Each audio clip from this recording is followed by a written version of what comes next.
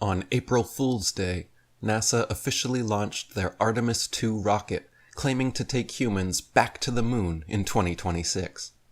Going back to the moon, however, would require us having actually gone there before, which myself and many other researchers have debunked beyond any shadow of a doubt in several previous videos, showing that the original NASA moon landings were faked in a studio on Earth. So now, over 50 years later, with half a century of technological developments, Artemis II isn't even claiming to land on the moon like Apollo, but merely flying by. So what proof are we being given that NASA is really sending people in orbit around the moon? As usual, we are shown a rocket launch from Kennedy Space Center in Florida, which performs the same parabolic arc that every rocket, missile, and other projectile shot into the sky does. Rather than shooting straight upwards towards the moon, which would be far more logical and look much more convincing, every rocket launch arcs from vertical to horizontal, and most you can even see beginning to arc back down to Earth before leaving view. NASA's excuse for this is that they are purposely doing this parabolic arc with all their rockets because of a super high-tech gamer gravity hack where the rockets are being caught in a gravity well that works like a slingshot to help propel them better to the moon. Yes, you heard right. The reason all these NASA rockets form a parabolic arc and look like they're about to drop into the ocean a few miles away is because going down is the best way to go up. So, all the NASA nerds will look down their bifocals at you, smugly explaining what their overlords told them about gravity and slingshots, while they watch rocket after rocket launched eastwards from Fort Lauderdale, making parabolic arcs directly towards the Bermuda Triangle. Watch closely as the rocket goes from vertical to horizontal and out over the ocean, away from all observers' views. In one instant, it just disappears from view completely. Where has it gone?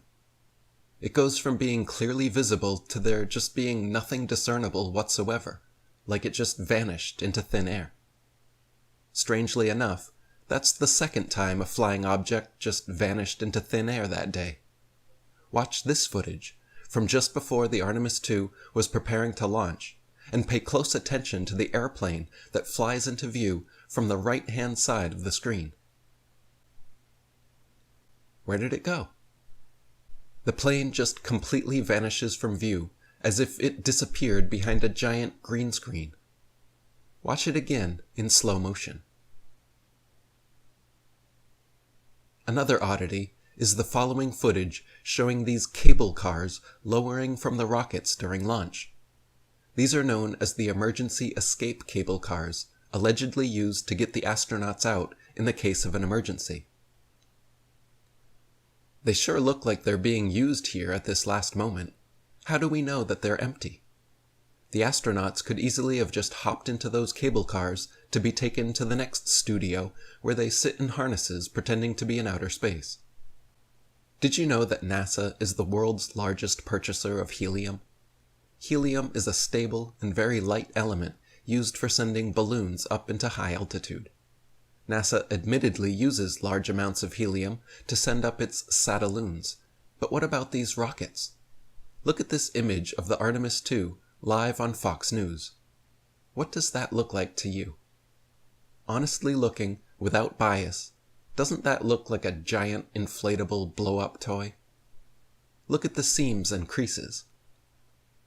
Once the rocket is out of the public's view, after a couple minutes of genuine launch footage, true to form, NASA always switches to CGI.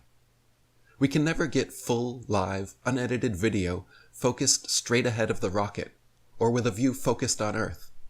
All we ever get is launch footage, cut to CGI like this for an hour, then whenever they're ready to restart the so-called live feed, here's what we get. Always a view with huge portions of the screen taken up by large random pieces of the craft.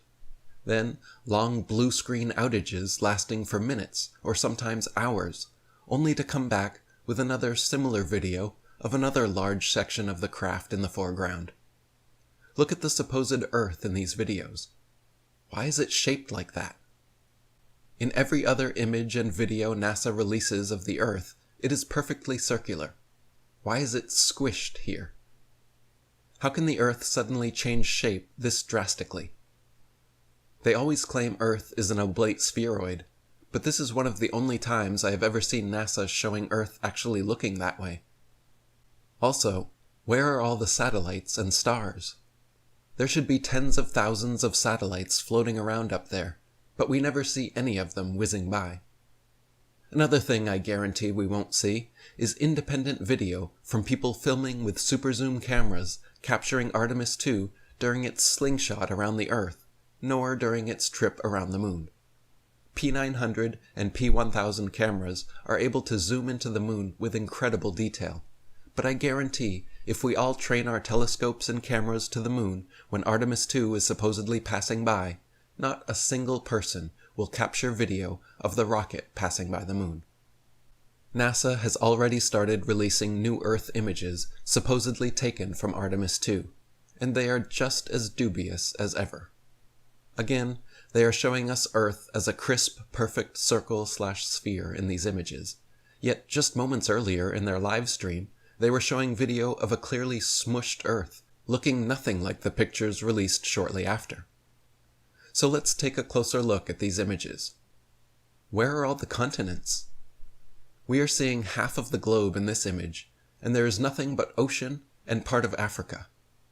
We are supposed to believe that all of North America, South America, Europe, Asia, Australia, and Antarctica are just hiding on the other 50% of the globe? This is just like the famous Apollo 17 image claimed to be one of the only real photographs taken by NASA.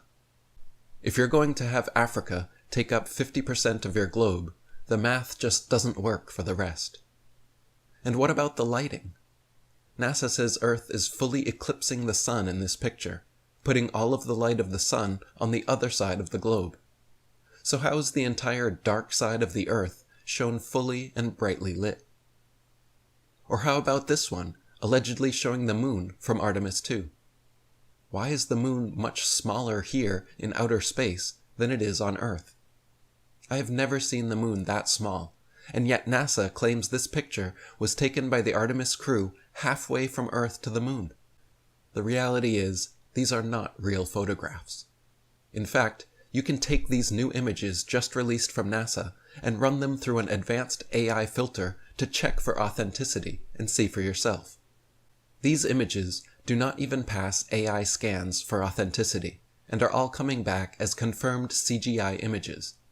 People honestly should be able to discern for themselves that these Earth images are clearly CGI, but if you don't trust your own discernment, even AI is telling you that these are not real. From ChatGPT, quote, "This is very likely AI generated or heavily composited. The window frame is unusually thick and irregular, with soft, almost melted-looking edges. Real spacecraft windows would be more engineered and consistent. The satellite outside is oddly placed and slightly stylized.